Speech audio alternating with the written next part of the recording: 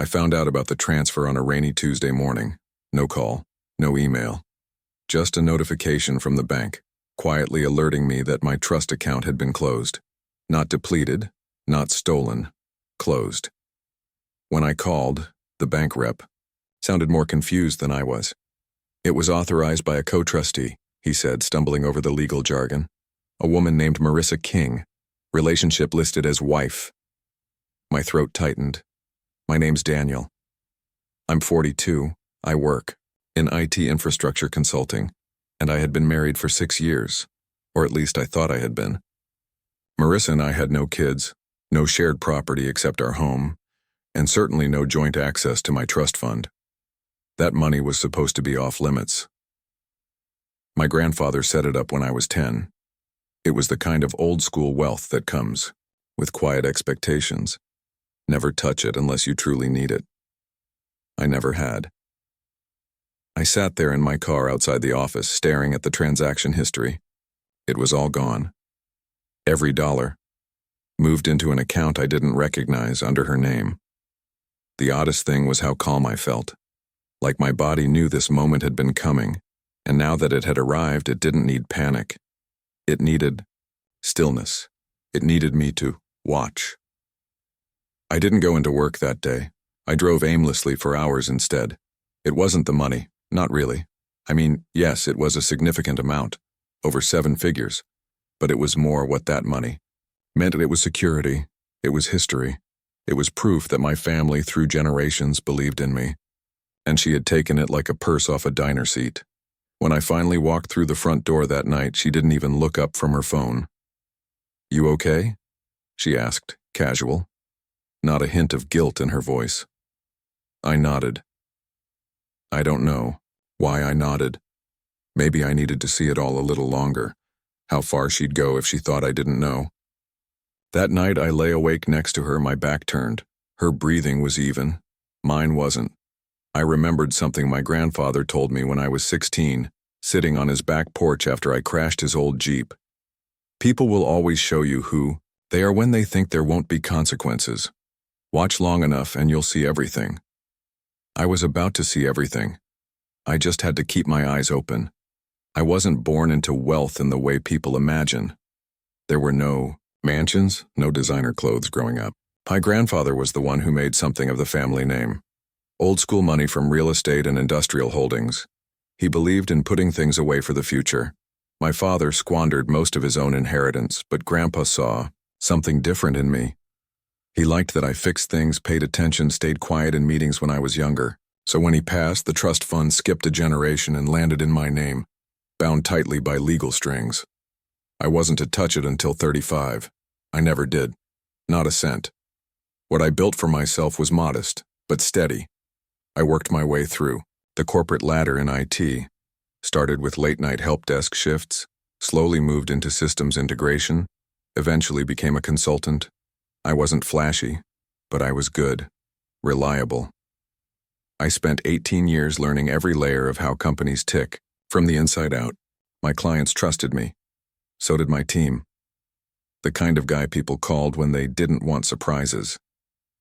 Marissa came into my life when I was 35, right after the trust matured. She was magnetic in a way I wasn't used to. PR background, knew how to work a room. We met at a tech conference mixer in Chicago. She laughed at my dry jokes, said she liked men who thought before they spoke. She moved into my condo 3 months later.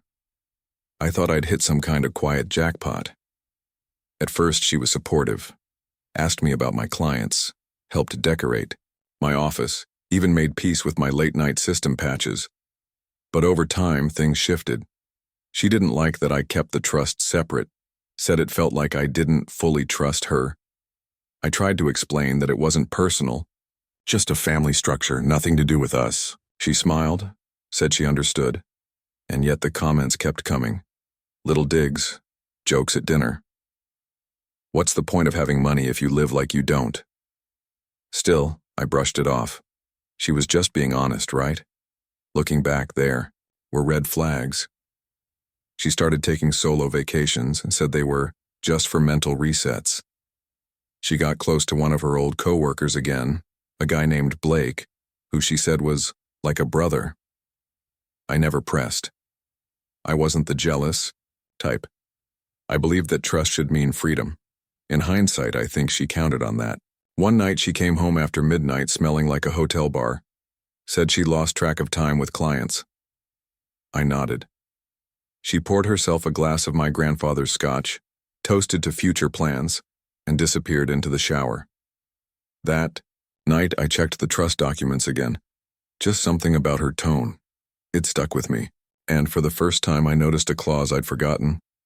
Something about co-signatories with spousal legal authority after 5 years of marriage. We had just hit our 6th anniversary 2 weeks prior. It chilled me. Still, I didn't act. I didn't even bring it up. I told myself it was just a coincidence and that she'd never exploit something so sacred. But in the back of my mind, the foundation was already shifting. The things I built weren't just mine anymore, and she knew it. Things didn't unravel all at once. That's not how betrayal usually works. It's quieter than you think. More like a chair leg slowly cracking under your weight, until one day it just gives out. And when it does, you realize it had been splintering for months. At work, I noticed myself pulling back. Not intentionally, but my focus wasn't the same. I'd catch myself staring at my inbox without reading anything.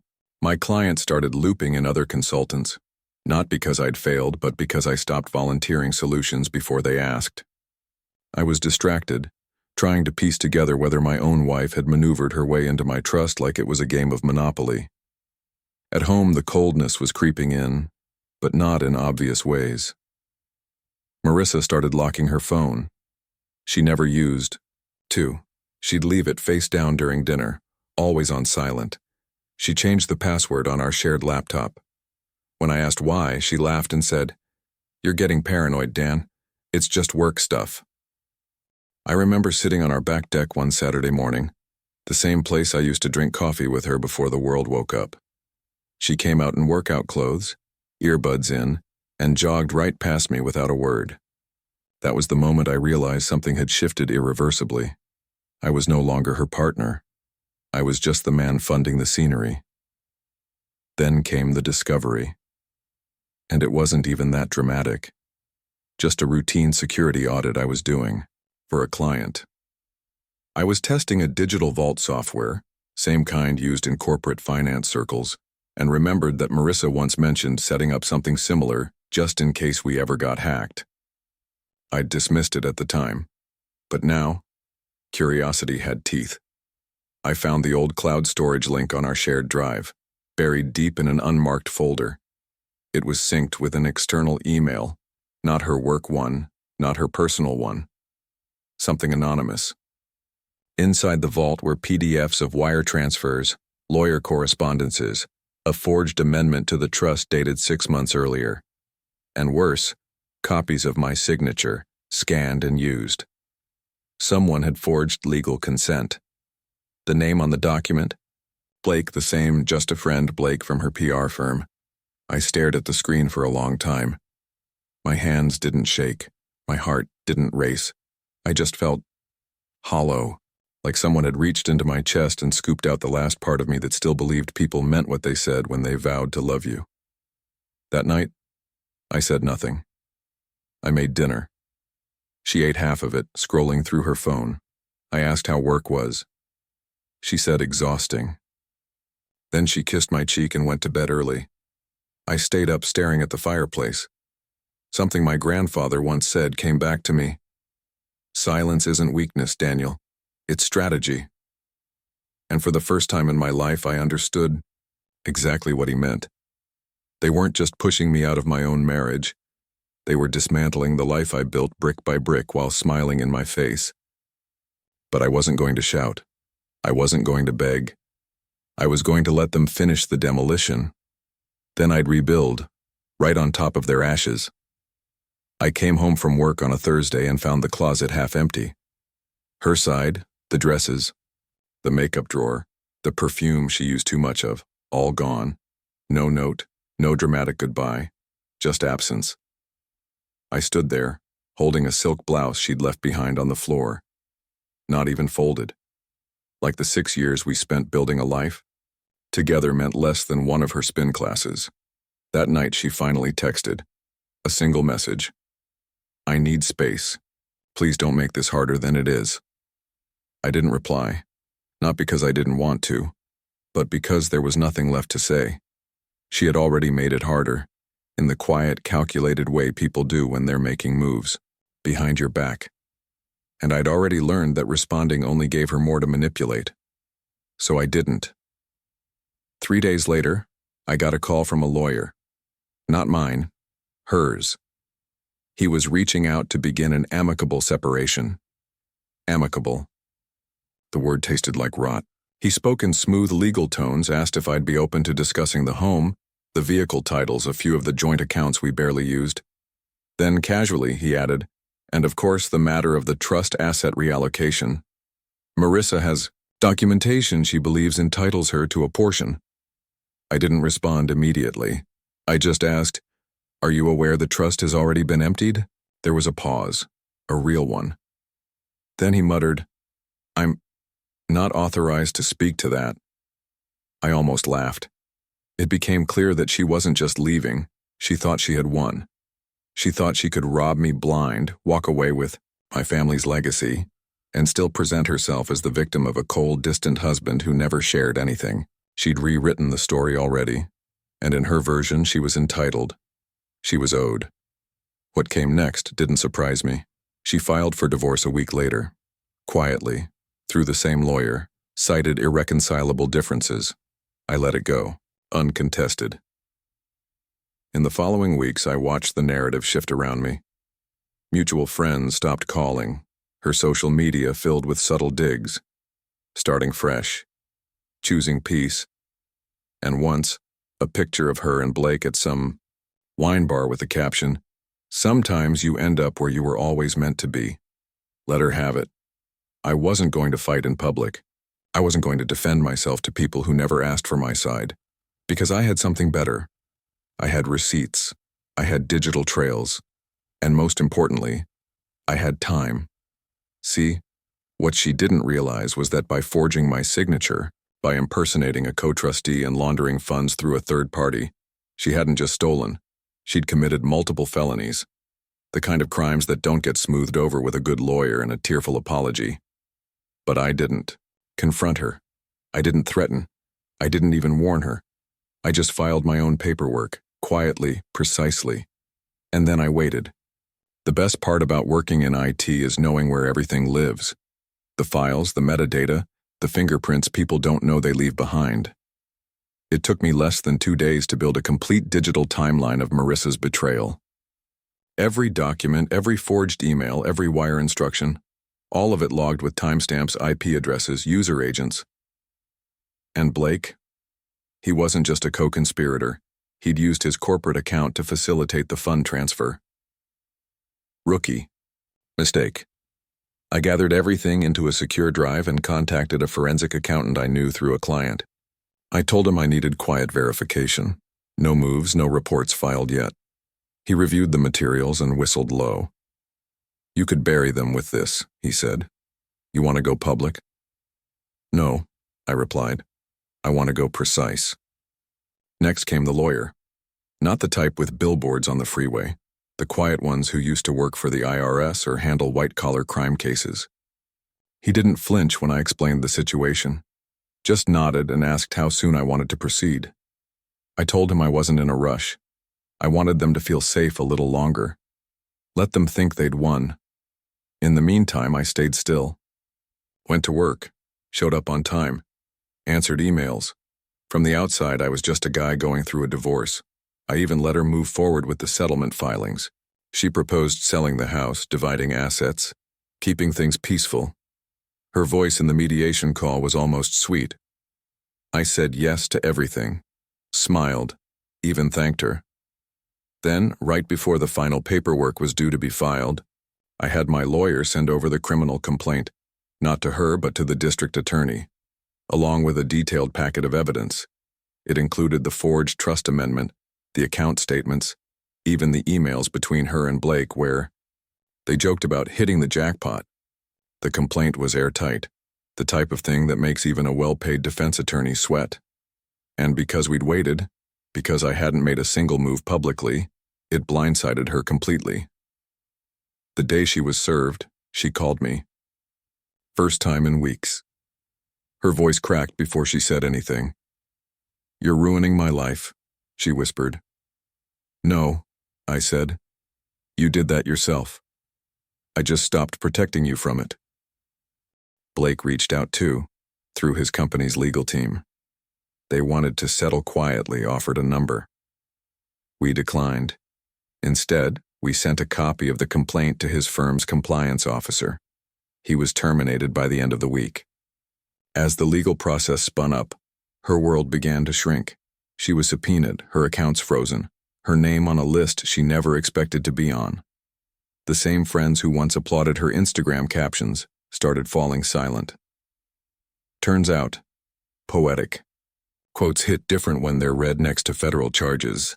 And I kept showing up to work, sipped my coffee, ran my security audits. They were unraveling, slowly, publicly, and with perfect timing, exactly as planned. The hearing wasn't dramatic.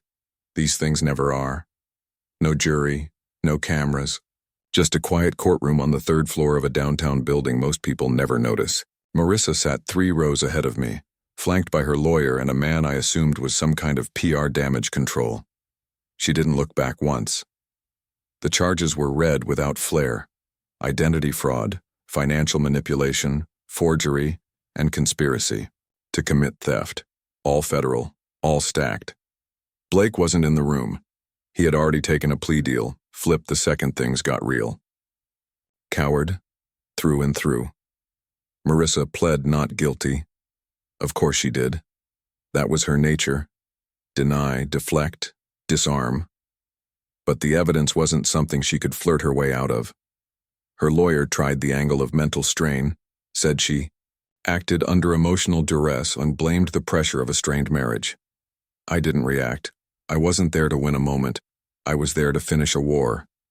The judge wasn't impressed. He called the documentation meticulous, noted the digital chain of evidence as unusually complete. I'd built the data trail like a system audit, foldered, time-stamped, cross-verified.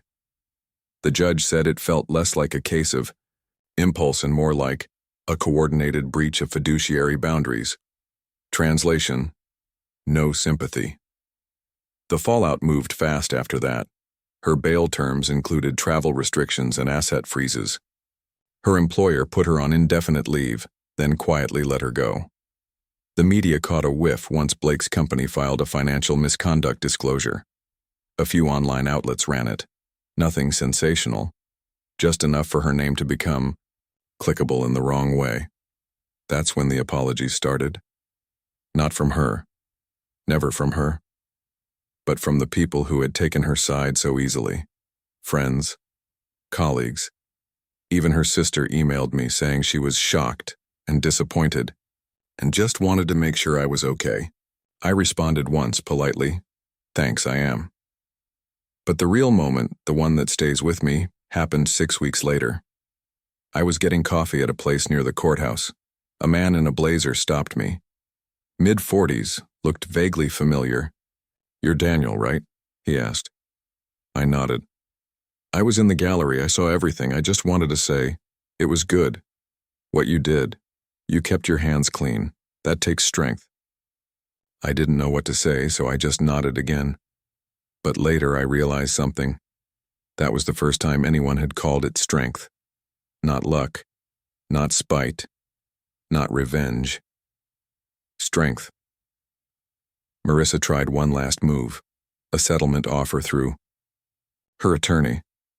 She wanted to drop all appeals, return a portion of what was taken, and issue a formal statement of regret. My lawyer asked what I wanted to do. "Let it ride," I said. "No deals.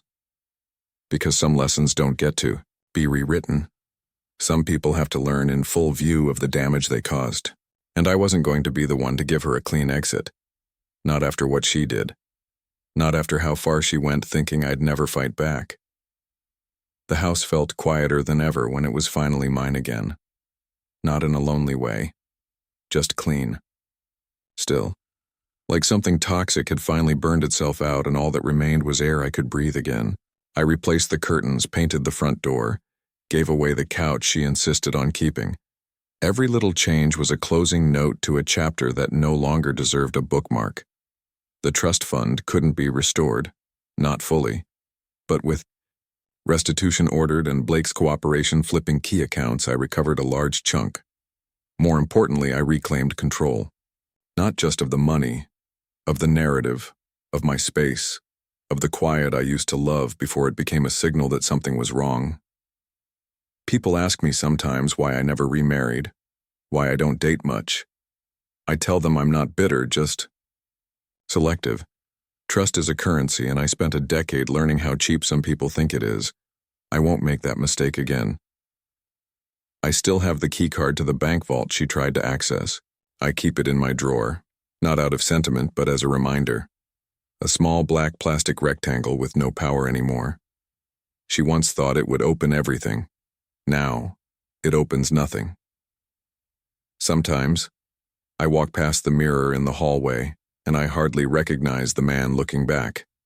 He's not colder, just more resolved. He moves slower. He listens longer.